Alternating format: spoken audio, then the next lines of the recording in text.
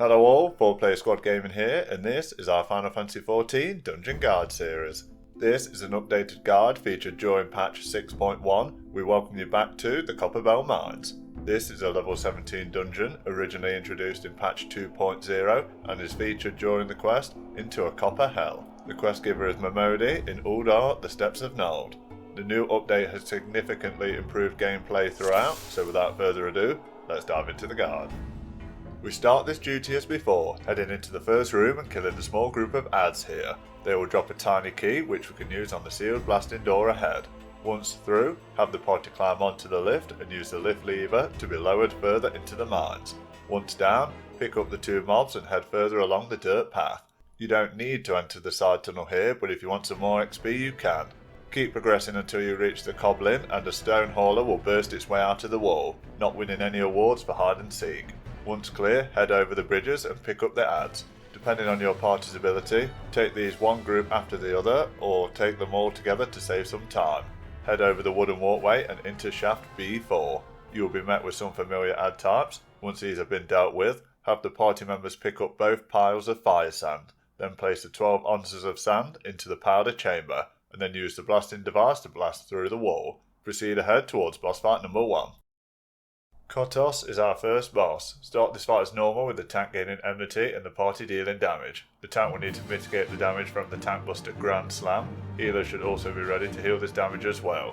Shortly after, Kottos will use Lumbering Leap. This will place 3 large AoE circles around the arena. The party needs to avoid the AoE circles and stand in an unmarked area to avoid the damage.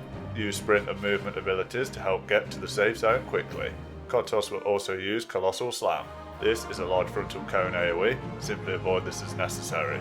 Throughout this fight, Kottos will also target a random party member with Catapult, causing single target damage. The damage is low, or heal if necessary. These mechanics will then rotate until Kottos is down. Pick up your loot and proceed. Grab the tiny key here to progress through the sealed blasting door. Head through this shaft towards the lift ahead. There is a treasure coffer hidden behind the corner should you want it. Use the lever and head down further into the mines. In this next area, the party will need to clear the 2 side rooms of adds and pick up the fire sand drop from the blasting caps. Be mindful here not to stand in the point blank AoE of the blasting caps, as this can easily kill anyone caught inside. Once both rooms have been cleared and both fire sands have been collected, blast through the wall, pick up the fire sand directly ahead and prepare for boss fight number 2.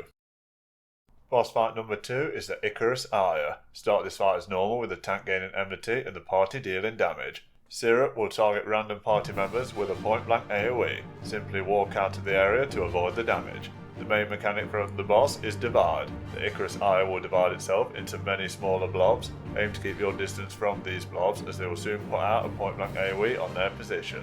Aim to stand in an unaffected area whilst keeping uptime on the boss. Syrup and Divide will continue to rotate with a tank buster from Fluid Spread. Mitigate or heal through this damage. Keep up the damage and after a few rotations, the Ichorous Ire will be down. Pick up your loot and proceed. Pick up the fire sand here and place both fire sands into the chamber to blast through the wall. In this next area, we will be greeted with a few new add types. Collect them all up together to save some time, or if you feel your party will struggle with this, take each group one at a time. There are a few hidden treasure coffers in the room should you want them. Once towards the north wall of this room, a stonebreaker will break out of the wall and engage the party. Be careful of the multiple frontal conal AoEs from the adds here. Once clear, head down the northern tunnel towards boss fight number 3. Enjoy the short cutscene.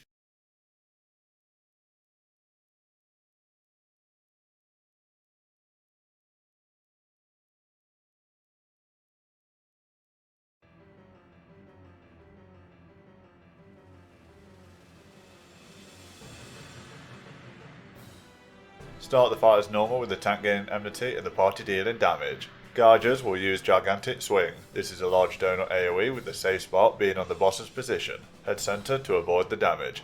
Next, the boss will use Gigantic Smash. After recentering, the boss will put out a large point blank AoE. Head towards the outer edges to avoid. Gyges will also use a frontal cone Colossal Slam. Simply avoid it as necessary. And the last mechanic is the tank buster from Grand Slam. Mitigate or heal through this as necessary. Keep up the damage until Gyges is down. And there you have it, the Copperbell Mines is complete. Remember to commemorate the player you believe deserves it most and pick up your loot. We give this duty a difficulty rated 1 out of 5 swords. This is a starter dungeon aimed at easing you into dungeon mechanics. The special loot for this duty includes the Acolytes, Foe Strikers and Plundered Weaponry and Equipment sets are level 17, Ethereal Brass Accessories and the Below Orchestrion Roll. Remember to like, comment and if you haven't already, click to subscribe. We hope you like this updated patch 6.1 guide. We are 4Player Squad Gaming. Until next time, thanks for watching.